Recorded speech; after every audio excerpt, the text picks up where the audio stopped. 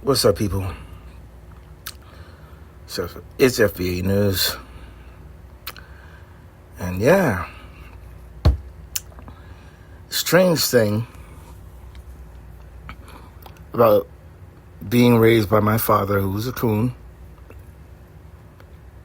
and my mother, who was a staunch black militant.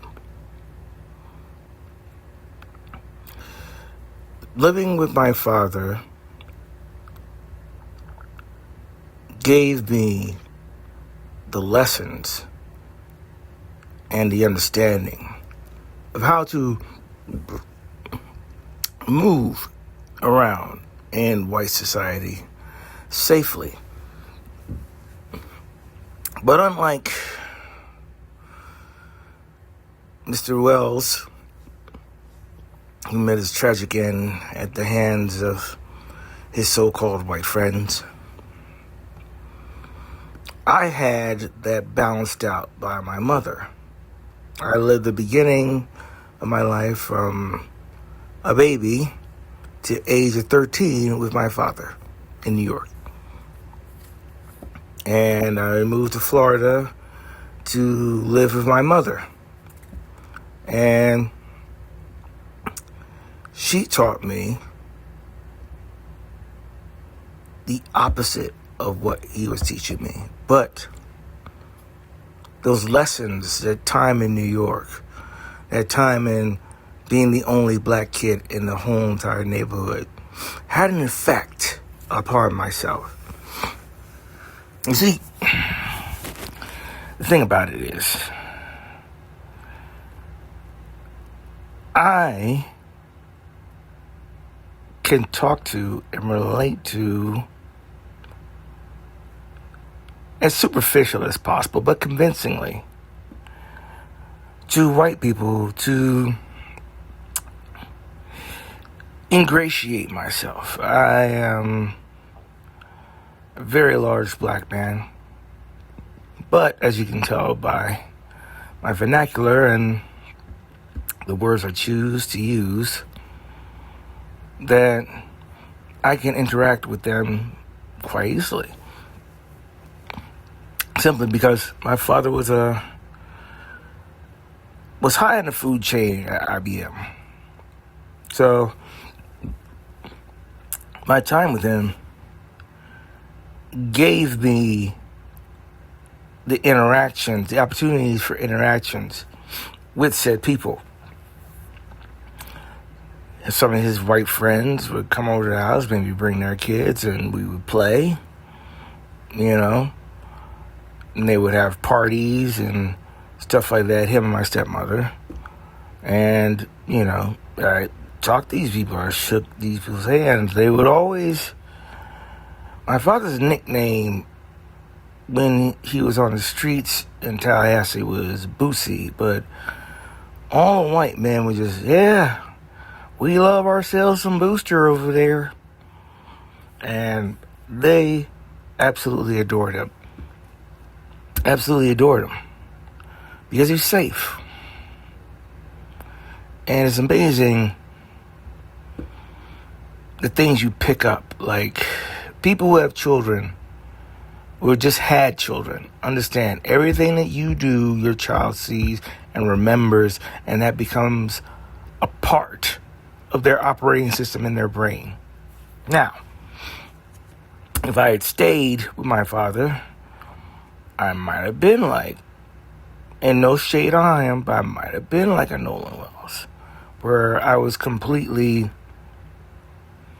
unaware because my parents didn't prepare me properly. But when I went to live with my mother, like I said, staunch black militant. And from the opulence of living with my father, a very humble life awaited me with my mother. She lived in the projects for a while, and then we got a nice house in Gainesville. And she would teach me about our people and what we went through, slavery and stuff like that, And she was big on history, so that made me big on history. History was my favorite subject in high school. Absolutely favorite. Because it was telling stories, and I love stories. But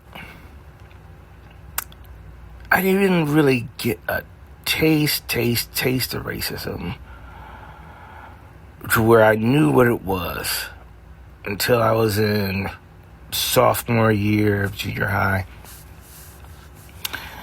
And I wanted to be in the algebra class, the AP algebra class. But for some reason, this white lady,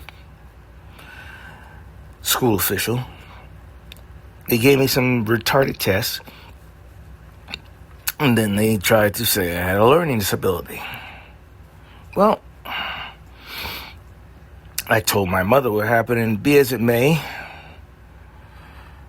we don't have the best relationship, but Gloria Jean did her thing. She did her thing. And let's just say I wasn't going to be put in special ed anymore. And I could see the anger in that white woman's eyes, because there was nothing that she could do to my mother. You see, another thing I have learned, black anger terrifies people. I don't think most black people really understand how we scare other people. How even our women are feared. Like these little punk ass motherfuckers, in Mississippi and Alabama and all those hillbilly, dirt trash, redneck piece of shit states, hanging young black women, children, easy targets, right? But they probably sneak them at the same time. That's the thing with these people. They're not built for a one-on-one. But I digress. Back to the subject at hand. And from living with my mother, that gave me balance. But I did not forget what I learned from my father. And I have become some strange amalgamation between the two.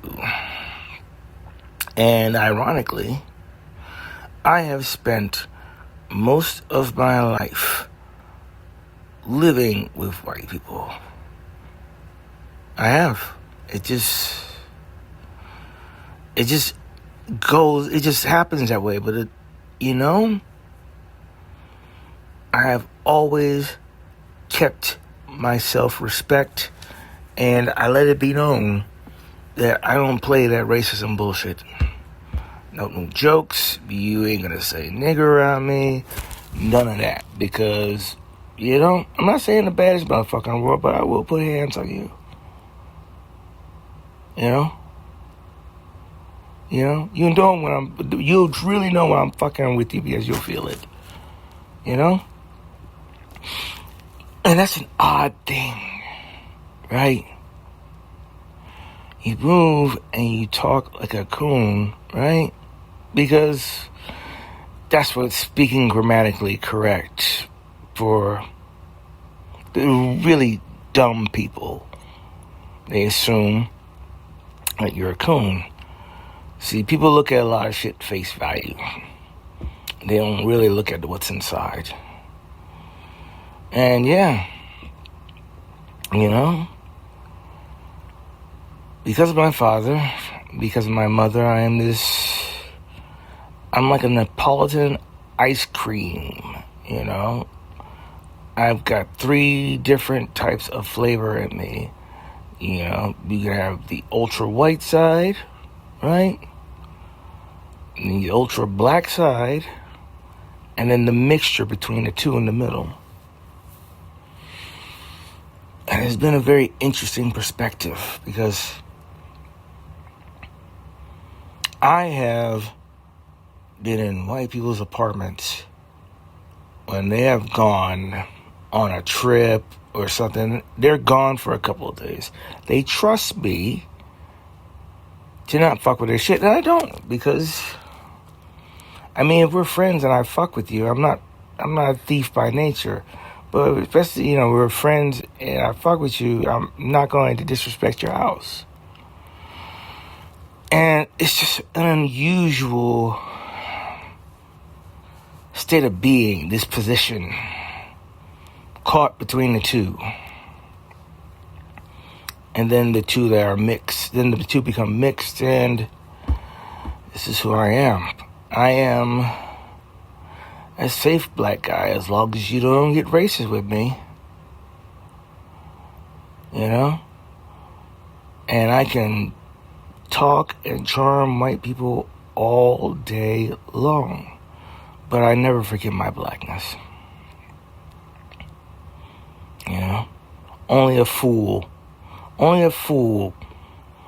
who has eyes, who doesn't have eyes in their head, or does have eyes in their head, can see that, hey, shit is fucked up here, and I need to act accordingly. And it's true. As soon as Trump got voted in, things were going to change. And to this day, you know, I have a very close friend, you know, white guy, and I don't want to sound like an asshole, but it doesn't matter which way I will. Been friends with this guy for almost a decade, but the Trump shit has popped off, and you know, he asked me to come hang out with him, and yeah, I'd really like to, but I don't want to do that. And it's not even personal, it's just, hey, you know, why take a chance? Because here's the thing. No one trusted those people. No one thought that he and them were just going to go out and have some fun for the 4th of July, and they killed him.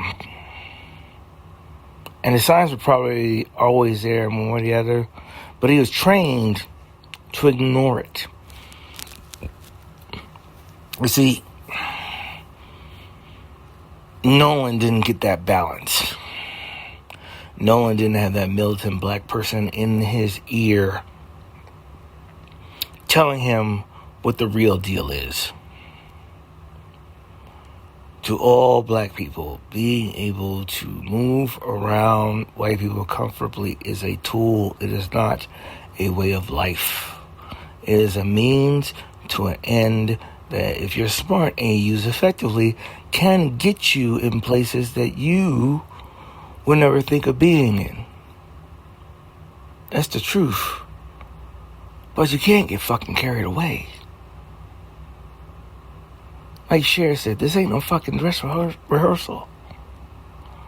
So in closing, be careful out there, people. Be careful. Because I know, on the white side of me, there's a lot of people out there, a lot of misguided black people, still misguided. We're still gonna go on those trips. Who is still, despite the world screaming no, they are not going to listen, and they're going to be another victim. For those listening to this video, if you are that person,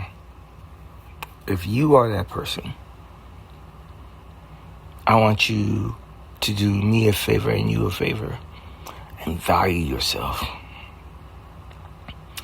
Value yourself and think about what's happening right now. Do that. And that might just save your life.